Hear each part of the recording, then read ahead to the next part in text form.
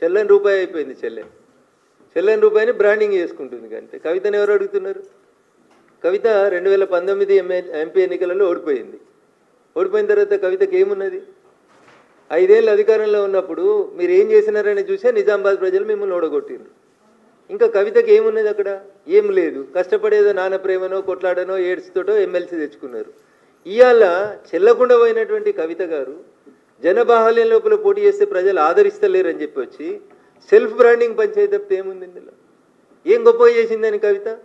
బతుకమ్మ ఆడినా, తెలంగాణ భావ వ్యాప్తి చేసిన చెల్లె నువ్వు ఉట్టే కంటే ముందు నుంచి ఉంది కదా బతుకమ్మ.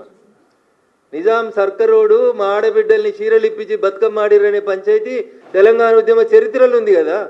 చెల్లె బతుకమ్మ ఆడితే బతుకమ్మ, బతుకమ్మ ఆడకపోతే బతుకమ్మ కాదనేది ఎవరు చెప్పారు? So there is no brand for Kavitha, no brand for KTR, nothing is there for TRS.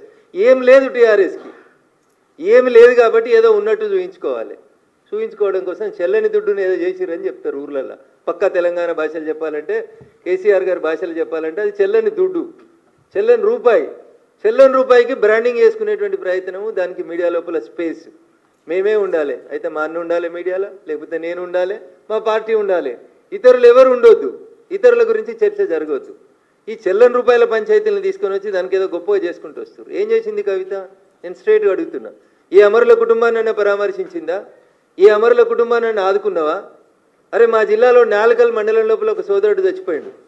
ఇక్కడే ఉస్మానియా యూనివర్సిటీ క్యాంపస్లో చచ్చిపోయినాడు. పిహెచ్ఎల్ గేట్ ముంగట ఒక సోదరుడు చచ్చిపోయాడు ఉద్యోగాలు కావాలని. మీ 10 ఏళ్లలో బిహెచ్ఎల్లో లోకలకు ఉద్యోగాలు ఇప్పించిరా? నాలుకల్లో చచ్చిపోయినటువంటి కుటుంబాన్ని ఎన్నడన్నా పరామర్శించిరా? 10 ఏళ్ళు అధికారంలో ఉంటే మీరు చేసిందేముంది తెలంగాణలో చెప్పురు. మా మిరిదొడ్డిలో ఒక జర్నలిస్ట్ చచ్చిపోయాడు.